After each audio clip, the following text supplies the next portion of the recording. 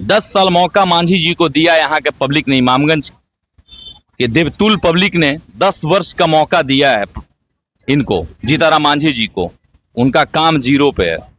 बहुत कार्य उन्होंने सिर्फ आश्वासन दिया है लोगों को, कार्य धरातल पे नहीं आई है।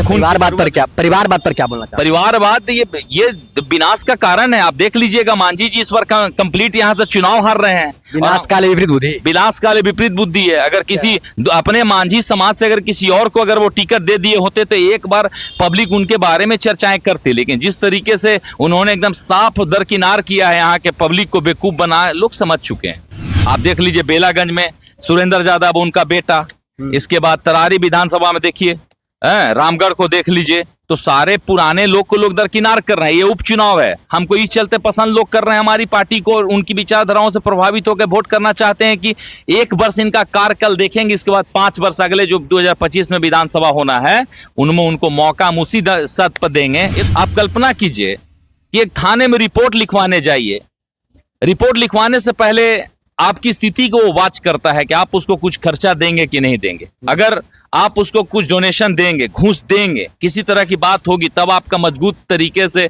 रखा जाएगा, वरना आपको वहां से सीधे दुत्कार दिया जाएगा, आपको आश्वासन देके हटा दिया जाएगा कि काम आपका हो जाएगा, आप निश्चिंत रहिए। क्या कैसे हैं?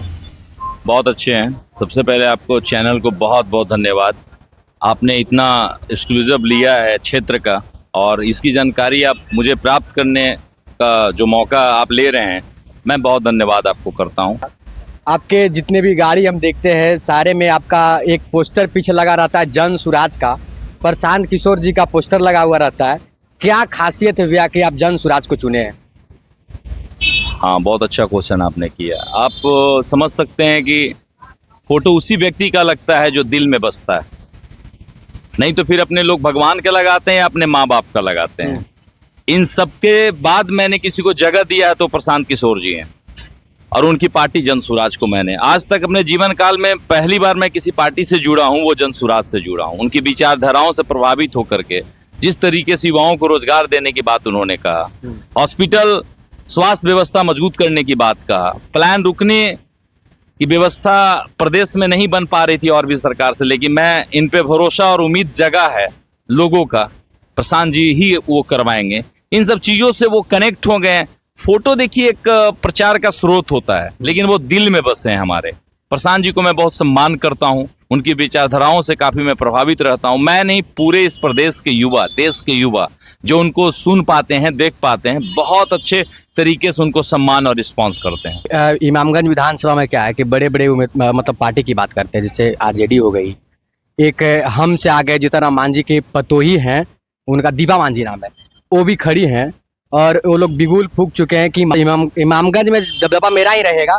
ठीक है, तो आपकी पार्टी यानी जन सुराज की पार्टी है कि इमामगंज का बेटा को खड़ा किया गया, कितना फायदा मिलेगा? बहुत फायदा मिलेगा। देखिए, पार्टी बड़ी बनाती है कौन? पब्लिक। किसी व्यक्ति को बड़ा बनाता है पब्लिक। आप इस बात को जान लीजिए कि बड़ा छोटा का बात नहीं होता, जो काम बड़ा करेगा, जो सोच बड़ा रखेगा, वो बड़ा होता है। 10 साल मौका मांझी जी को दिया यहाँ के पब्लिक ने, इमामगंज के देवतुल पब्लिक ने 10 वर्ष का मौका दिया है इनको, जीताराम मांझी जी को। उनका काम जीरो पे है। बहुत कार्य उन्होंने सिर्फ आश्वासन दिया है लोगों को, कार्य धरातल पे नहीं आई है। लिखित तौर पर कागजात पे उन्होंने क्या किया है ये तो पब्लिक उनसे पूछ रही है, उनको जवाब भी नहीं दे पा रहे हैं। हाँ, एक बात रहा, यहाँ का जो लोगों का रिएक्शन है, इस बार बदलाव होगी। बदलाव करना है? बिल्कुल होगी, श्योर होगा।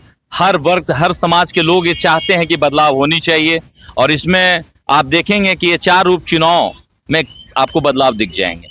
किस किस मुद्दों को लेकर आप लोग चुनाव लड़ते हैं? हम लोग सबसे पहले मुद्दा उठा रहे हैं कि जो शिक्षा व्यवस्था हमारा मजबूत है। शिक्षा एक ऐसी पूंजी है कि उसी के दम पर गरीब का भी बच्चा संविधान लिख सकता है। भीमराव अंबेडकर इसके जीते जाते उदाहरण है, और इतनी मजबूत तरीके से लोग खड़ा हो जाता है अपने शिक्षा के दम पे कि आप किसी भी स्थिति में उसको कहीं से मात नहीं दे सकते हैं। तो शिक्षा को मजबूती हमारी पार्टी देगी। बेरोजगार जो यहाँ से 100, 200, 300, 400, 500, 1000 किलोमीटर दूर जो यहाँ से जाकर के नौकरियां करते हैं लोग, प्लान रोकना है। हाँ, प्लान रुकवाना है मुझे। मैं चाहता हूं कि वो भी परिवार का एक सदस्य बन के रहें, उनकी भी हर समस्या परिवार के साथ जुड़ के वो अपना निपटारा करें। क्योंकि अगर एक परिवार का सदस्य का मृत्यु हो जाता है तो उनको आने ही में 4 दिन लग जाता है। क्योंकि गरीब आदमी जो कमाता है महीने का 10,000, आप कल्पना कीजिए, ये मैं इमामगंज की बात नहीं कर रहा हूँ, पूरे प्रदेश की मैं बात कर रहा हूँ। ऐसा किसी भी आप घर में जाकर सर्वे कीजिए, आप पूछिए कि आपका बेटा कितना आएगा, 3 बताएगा, उसमें बताएगा कि एक बेटा किसानी करता है और 2 बेटा हमारा बाहर में नौकरी करता है, कोई गार्ड का नौकरी बेचारा कर रहा है, कोई किसी चीज का नौकरी कर रहा है, या कहीं कोई व्यवसाय ही कर रहा है। क्यों हमारे राज्य में इसकी व्यवस्था नहीं बन पा रही है? क्या सरकार नहीं चाहती है? हम लोग को जात के नाम पर, धर्म के नाम पर वोट को ले लेता है, और किसी प्रकार का जब उम्मीद हम लोग को जगा देता है पहले कि मैं आपको इतनी नौकरियां दूंगा, इतने तरह का व्यवस्थाएं दूंगा, आपको मैं सुरक्षा मुहैया करवाऊंगा। आप कल्पना कीजिए कि एक थाने में रिपोर्ट लिखवाने जाइए, रिपोर्ट लिखवाने से पहले आपकी स्थिति को वो वॉच करता है कि आप उसको कुछ खर्चा देंगे कि नहीं देंगे। अगर आप उसको कुछ डोनेशन देंगे, घूस देंगे, किसी तरह की बात होगी, तब आपका मजबूत तरीके से रखा जाएगा, वरना आपको वहां से सीधे दुत्कार दिया जाएगा, आपको आश्वासन देके हटा दिया जाएगा कि काम आपका हो जाएगा, आप निश्चिंत रहिए। एक अंचलाधिकारी के पास सब चले जाइए। सरकार से मैं पूछना चाहता हूं कि आप सीओ निर्गत करते हैं किसी भी अंचल में, आप उनको ये कह के भेजते हैं कि एक रसीद काटने के लिए मुझे इतने पैसा वो अलग से क्यों लेता है? आप उसको पेमेंट देते हो ना, इसका कोई जांच करने वाला व्यक्ति नहीं है। क्यों?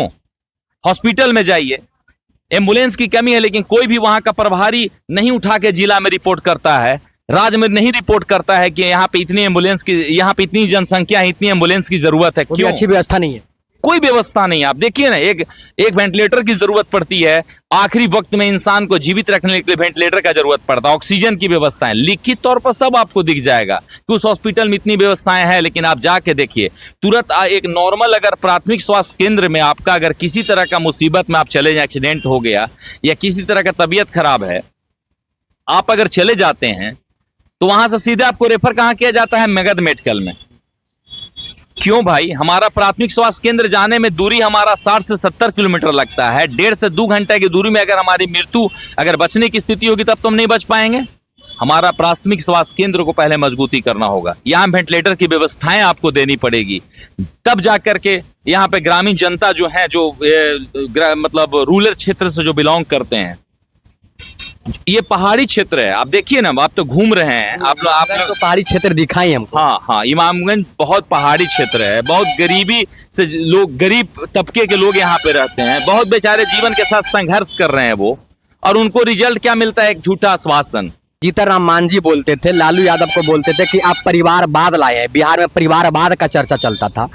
अब जीतनराम मांझी परिवारवाद को ही लेकर आए हैं, उस पर क्या बोलना चाहते हैं? देखिए, ये लोकतंत्र है और इनका नीति राजतंत्र वाला चल रहा है कि एक राजा का बेटा ही राजा बनेगा। आप कल्पना कीजिए कि यहाँ पर और पढ़े लिखे क्या मांझी समाज से लड़के नहीं थे? इन्हीं की बहू सबसे पढ़ी लिखी थी। चलिए महिला से ही उठा लेते हैं, बहुत सारी पढ़ी लिखी महिलाएं हैं। मैं सरगाटी विधानसभा क्षेत्र से हूँ, मैं एक जन सुराज का असली एक मजबूत साथी हूँ, एक जन सुराजी हूँ। इसके लेकर के पार्टी का प्रचार में मैं जन सुराज में आया हूँ। तो बहुत ज्यादा मैं लोगों को नहीं जानता, लेकिन इनकी स्थिति को मैं जानता हूं, क्योंकि यहां से मैं कनेक्ट रहा हूं, क्षेत्र का दौरा किया हूं, लोगों से मिलता जुलता रहता हूं, यहां के समस्याओं से मैं वाकिफ हूं। हाँ, आप ज्यादा चर्चा में भी रहते हैं, गरीबों को ज्यादा देखते हैं कि मदद करते हैं। नहीं, करना ही चाहिए। गरीब को कौन मदद करेगा? आप नहीं करेंगे तो कौन करेगा? किसी न किसी का तो सहारा बनना पड़ेगा। बड़े लोग कर नहीं रहे हैं तो हम जैसे छोटे लोग तो उनके लिए जान तक देने के लिए तैयार है। परिवारवाद पर क्या बोलना चाहते हैं? परिवारवाद ये विनाश का कारण है। आप देख लीजिएगा, मांझी जी इस बार कंप्लीट यहाँ से चुनाव हार रहे हैं। विनाश काले विपरीत बुद्धि है। अगर किसी अपने मांझी समाज से अगर किसी और को अगर वो टिकट दे दिए होते तो एक बार पब्लिक उनके बारे में चर्चाएं करती, लेकिन जिस तरीके से उन्होंने एकदम साफ दरकिनार किया है, यहाँ के पब्लिक को बेवकूफ बनाया, लोग समझ चुके हैं, उनकी भावनाओं को लोग समझ चुके हैं, और इसका रिजल्ट आप खूब चुनाव में जन सुराज को जितवा के लोग देंगे। क्योंकि देखिए, दोनों पार्टी परिवार से घिरी हुई है, एक आरजेडी है, दूसरा आपका हम है। एनडीए और आरजेडी को लोगों ने परखा है। यहाँ पे इसके पहले उदय नारायण चौधरी आरजेडी से लगातार कितने वर्ष विधायक रहे हैं, उनका भी काम बहुत सराहनीय, मैं बहुत बुराई नहीं कर रहा हूं, लेकिन बहुत जो मुख्य जो चीजें उन्होंने नहीं किया है। उसके बाद 10 वर्ष जो समय उनका जो दिया है मांझी जी ने, यहाँ पे आप जाके पता लगा लीजिए कि जो उन्होंने कहा है आज भी यथावत है ना। बहुत स्थिति, मैं गया हूँ रूरल क्षेत्र में, देख रहा हूँ रोड की स्थिति आज भी वैसी बनी हुई है, जर्जर है। हाँ, अपने लोग खेती बाड़ी करके ही जीवन यापन कर रहे हैं। तो बहुत चीजें हैं जो यथावत पड़ी हुई है। प्रशांत जल्दी किशोर से आप क्या प्रभावित हुए हैं कि मतलब जन स्वराज में जुटे, थोड़ा सा बताइए क्या आप?